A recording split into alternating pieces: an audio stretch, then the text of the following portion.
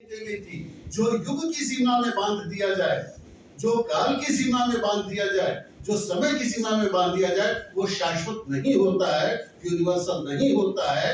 जैसे बाबा नानक का संदेश जितना प्रासंगिक अमृतसर और पंजाब और दरबार साहिब में है, उतना ही प्रासंगिक वो अमेरिका में ही है, उतना ही प्रासंगिक वो जंगल में है, उतना ही प्रासंगिक वो पहाड़ों पर भी है, उतना ही प्रासंगिक वो अफ्रीका में भी है।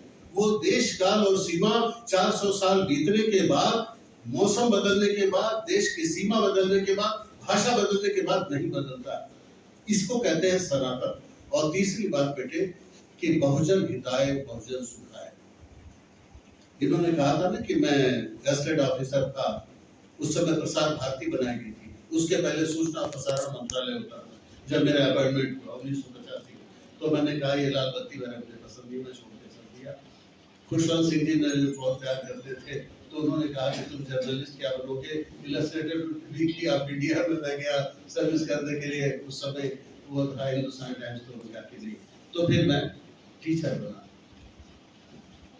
तो बेटे ये तीन चीजें हैं जिसमें हमारे ऋषियों ने, हमारे देश के लोगों ने किसी जाति विशेष के लिए, तो में से कोई एक व्यक्ति खड़ा होकर कह दे कि गुरु ग्रंथ साहब की कोई लाइन सिर्फ सिखों के लिए है, या ये सिर्फ सिखों की बकौती है, कोई कहेगा? ये पूरे मानवता के लिए। अगर उससे कोई शिक्षा ऑस्ट्रेलिया में ग्रहण कर रहा है, कोई अंग्रेज ग्रहण कर रहा है, कोई मुसलमान ग्रहण कर रहा है, तो कोई मना कर देगा?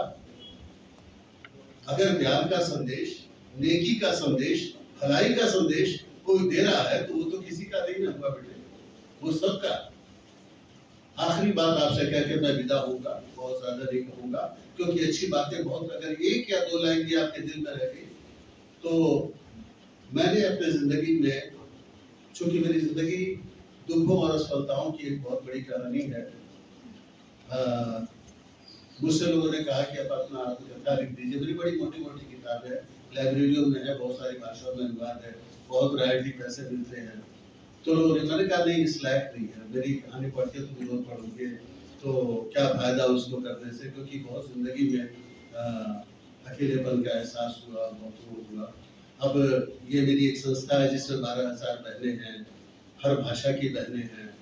आप लोगों को मैं इस मौके पर बुला रहा हूँ कि 4, 5, 6 दिसंबर को अमृतसर के खालसा कॉलेज पार्लियामेंट में 23rd नेशनल मेगा कन्वेंशन हुआ, जिसमें कश्मीर से कन्याकुमारी तक की लगभग 400-500 बहनें आएंगी, जो अपने अपने फील्ड की सेलिब्रिटी होंगी। जरा सा शालिनी बहन ने बताने में वो किया कि पोइटेस होंगी, नहीं, उसमें पोइटेस भी होंगी, एडमिनिस्ट्रेटिव अफसर भी होंगी, ऑफिसर होंगी, डॉक्टर होंगी, इंजीनियर होंगी, पॉलिटिशियन होंगी।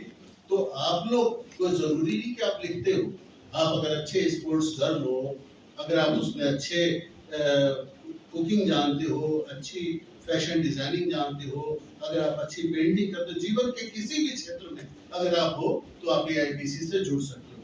आप गूगल पे जाना, all India poetess conference tap करोगे, उसके रूल्स आ जाएंगे, उसके फॉर्म आ जाएगा, डाउनलोड कर लेना। मैडम डॉक्टर शालिनी दत्ता इन्हीं खादियान की हैं, आप इनके थ्रू मेंबर बन सकते हो। मैडम डॉक्टर सिद्रत सुमेरा, जो पंजाबी का एक बहुत बड़ा नाम है भारत में, मेरे साथ ये रूस और यूरोप के देशों में गई हैं। तो ये जो है वो हमारा अगला जो पिछला अधिवेशन था वो यूरोप के 11 देशों में हुआ था, और अब अगला जो होगा वो एथेंस, स्पेन और पुर्तगाल में होगा, बीच में अमृतसर में हो रहा है। तो बेटे हमारा एक राष्ट्रीय अधिवेशन होता है, एक अंतर्राष्ट्रीय होता है। ये 51 अधिवेशन हमारे हो चुके हैं, जिसमें अपने देश के राष्ट्रपति doctor APJ Abdul Kalam, Mauritius के राष्ट्रपति सर अनुज जगन्नाथ, और बहुत सारे जितनी डिग्निटरीज आपको सब गूगल पे मिल जाएंगे, और उसका लिटरेचर भी आपको मिल जाएगा, तो आप लोग उसमें शामिल हो सकते। एज का कोई बंधन नहीं, आप कितने भी छोटे हो, अगर आपके पास कोई एक्स्ट्रा ऑर्डिनरी वो है। और जो हमारे पुरुष भाई बहन हैं, जो पुरुष भाई हैं, जो प्रोफेसर हैं, जो स्टूडेंट हैं, उनको बता रहा हूँ